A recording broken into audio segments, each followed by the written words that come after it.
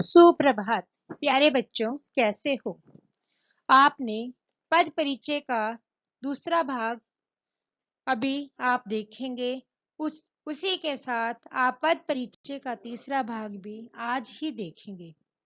प्यारे बच्चों, शिक्षा से ज्यादा मूल्यवान कोई चीज नहीं होती। इसे केवल परिश्रम के द्वारा ही पाया जा सकता है। बच्चों, यदि आप परिश्रम करेंगे तो जीवन मूल्यवान बन जाएगा। बाद में पछताने से तो समय का महत्व समझकर अपना कार्य साथ साथ करेंगे तो इसी में आपका जीवन सार्थक होगा। पद का आपने पहली तालिका में बार बार आपको दिखा रही हूँ कि पद परिचय का इन सब के आधार पर शब्दों का पद परिचय किया जाता है। आलोक, प्रिय विद्यार्थियों, पद परिचय की इस ज्ञान विधि श्रृंखला में आज तृतीय सोपान में केवल हम क्रिया और क्रिया विशेषण दो तत्वों का परिचय संपादन करेंगे। प्यारे बच्चों, आपने पिछली वीडियो में संज्ञा, सर्वनाम, विशेषण शब्दों की पहचान करना पद परिचय के अंतर्गत सीखा था। पद परिचय करना कोई मुश्किल कार्य नहीं, केवल शब्दों पर ध्यान देना है।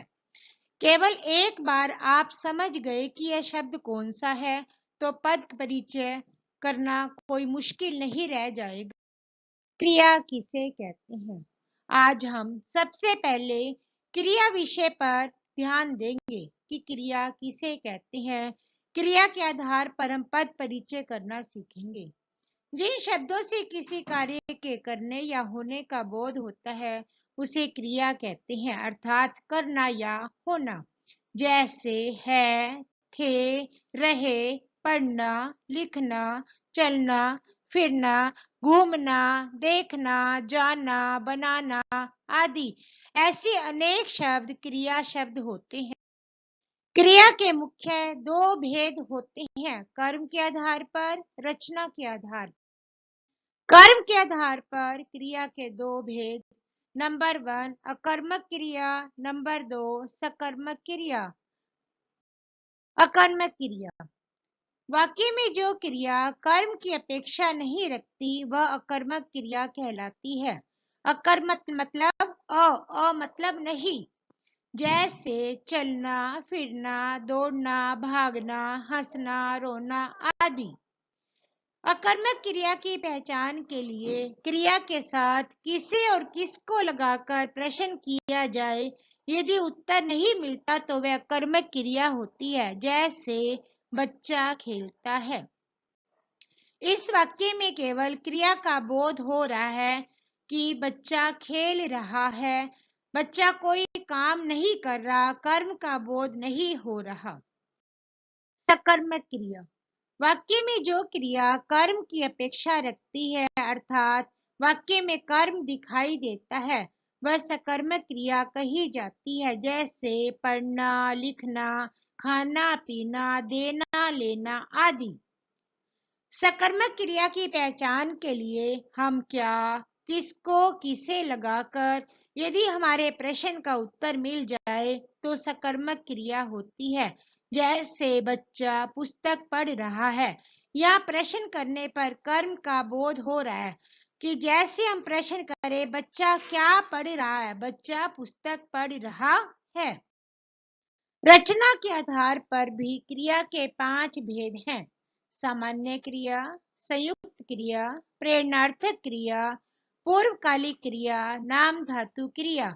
ये 5 क्रियाएं रचना के आधार पर होती हैं। सामान्य क्रिया जिस वाक्य में एक क्रिया का प्रयोग हो उसे सामान्य क्रिया कहते हैं। आप वाक्य देखिए, मनोज फल खाता है। इसमें अंत में केवल है लगा है जो सामान्य क्रिया है। संयुक्त क्रिया जिस वाक्य में क्रिया दो या दो से अधिक धातुओं के मेल से बनती है उसे संयुक्त क्रिया कहते हैं। जैसे मैं पढ़ सकता हूँ। इस वाक्य में पढ़ सकता हूँ 3 क्रियाओं का प्रयोग इकट्ठा किया गया है। नाम धातु क्रिया संज्ञा, सर्वनाम, विशेषण शब्दों में प्रत्यय जोड़ने से जो क्रियाएं बनती हैं वह नाम धातु क्रिया कहलाती हैं। जैसे गरम से गरमाना, अपने से अपनाना, हाथ से हथियाना आदि अनेक नाम धातु क्रियाएं होती। प्रेरणार्थक क्रिया, जिन क्रियाओं में कर्ता स्वयं कार्य न करके दूसरों को कार्य करने को प्रेरित करता है उसे प्रेरणार्थक क्रिया कहते हैं। जैसे अध्यापिका बच्चों से पाठ लिखवाती है। यहाँ अध्यापिका स्वयं पाठ नहीं लिखती बल्कि बच्चों को प्रेरणा दे रही है। इसी प्रकार मालिक नौकर से कपड़े धुलवाता है। मालिक खुद काम न करके नौकर से काम करवाता है।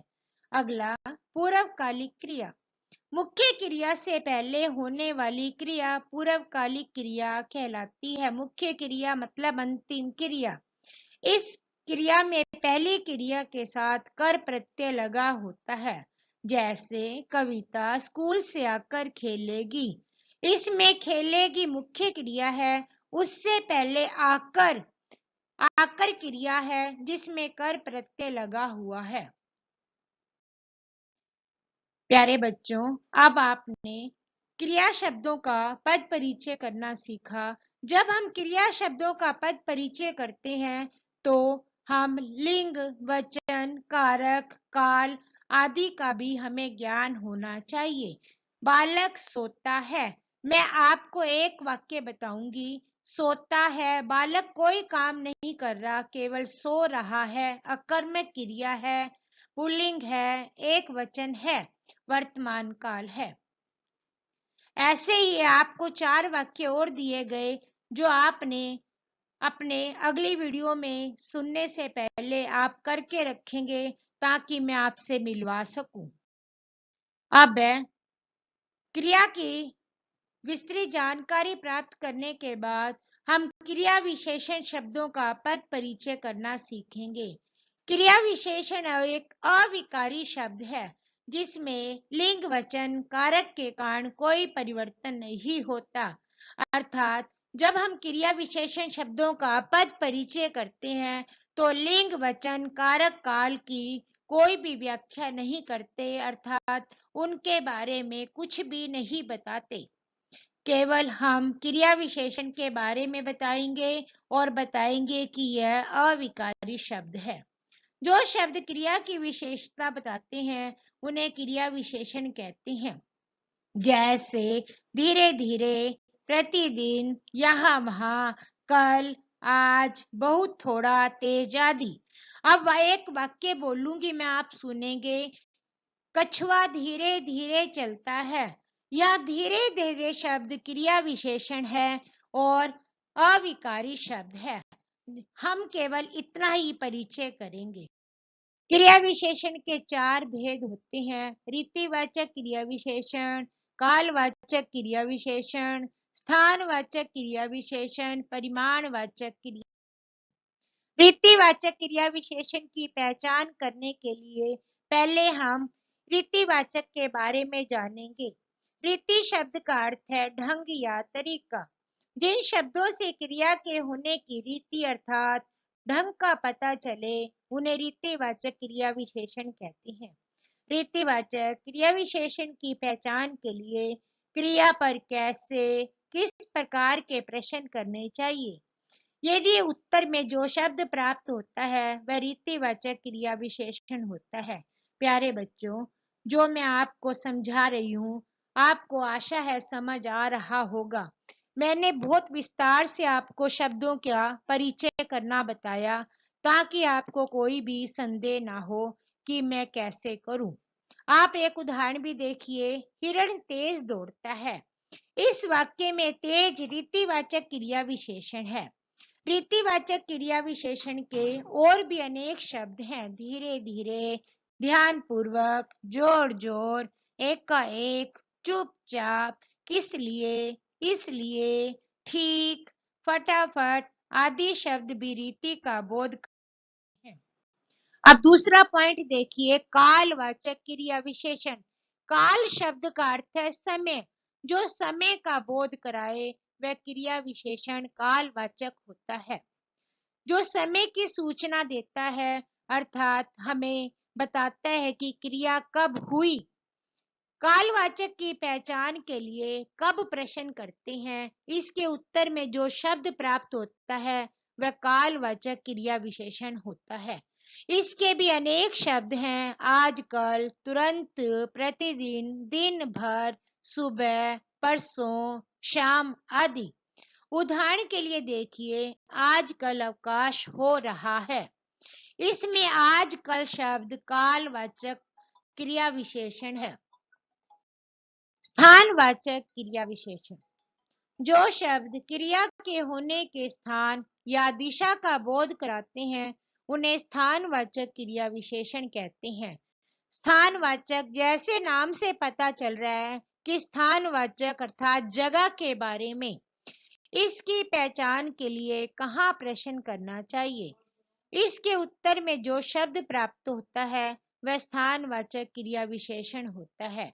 उदाहरण के लिए, आप सब यहाँ बैठ जाइए। इस वाक्य में यहाँ शब्द स्थानवाचक क्रिया विशेषण है। इसी प्रकार मैंने आपको अनेक शब्द दिए हैं, ऊपर, नीचे, चारों ओर, यहाँ, वहाँ, अंदर, बाहर, इधर, उधर, आमने सामने, पास, दूर, दाएं, बाएं, आगे, पीछे आदि। अब है इसका अंतिम भेद परिमाणवाचक क्रिया विशेषण। परिमाण का अर्थ है मात्रा या नापतोल। जिन शब्दों से क्रिया की मात्रा या परिमाण का बोध होता है उन्हें परिमाणवाचक क्रिया विशेषण कहते हैं। परिमाणवाचक क्रिया विशेषण की पहचान के लिए कितना और कितनी प्रश्न करना चाहिए, इसके उत्तर में जो शब्द प्राप्त होता है वह परिमाणवाचक क्रिया विशेषण है। जैसे बहुत, खूब, थोड़ा, पर्याप्त, उतना, जितना, कम, अधिक, बिल्कुल आदि। ये शब्द क्या है, नाप तोल का बोध करा रहे हैं। उदाहरण भी देखिए, बच्चा थोड़ा चलने लगा। बच्चा कितना चलने लगा, थोड़ा। अब और मैं बोलूं, बच्चा कम खाता है। बच्चा कितना खाता है, कम खाता है। बच्चा बहुत बोलता है। बच्चा कितना बोलता है, बहुत। इस वाक्य में ऐसे क्रिया की मात्रा का बोध हो रहा। प्यारे बच्चों, मैंने क्रिया विशेषण की पद परिचय करना आपको बताया और आप क्रिया विशेषण के बारे में 6ठी, 7वीं, 8वीं कक्षाओं में भी पढ़ चुके हो। तो आप क्रिया विशेषण शब्दों की पहचान तो आपको आती है। और इसी के साथ यदि और भी ध्यान से इन वाक्यों को सुना होगा, इससे ध्यान से पढ़ेंगे बार बार, तो आपको कभी भी मुश्किल नहीं होगी। पद परिचय का यदि आप अभ्यास करते रहेंगे, यदि आपको मुश्किल नहीं लगेगी और आपका इसमें बहुत रुचि बन जाएगी, तो आपको पद परिचय करना मुश्किल नहीं लगेगा। अब गृह कार्य के लिए, गाड़ी प्लेटफार्म पर अचानक आ गई। अचानक। गोपाल दिन भर टीवी देखता रहता है। दिन भर। खेतों में चारों ओर हरियाली फैली हुई है। चौथा वाक्य, बहुत खेल लिए, अब पढ़ो। प्यारे बच्चों, जब हम क्रिया विशेषण की पद परिचय करेंगे, लिंग, वचन, कारक, काल आदि के बारे में कुछ नहीं बताएंगे, केवल बताएंगे कि एक क्रिया विशेषण का कौन सा भेद है और यह अविकारी या अव्यय शब्द है। केवल इन 2 बातों की जानकारी देंगे। आपने मेरी वीडियो को ध्यानपूर्वक सुना, इसलिए आपका हार्दिक धन्यवाद। इसी के साथ अंत में मैं कहना चाहूंगी, अच्छा स्वास्थ्य और अच्छी समझ दोनों जीवन के सबसे बड़े आशीर्वाद हैं। इसलिए सदा खुश रहो, स्वस्थ रहो, यही मेरी दुआ है। अच्छा, फिर तो ठीक हो जाएगा।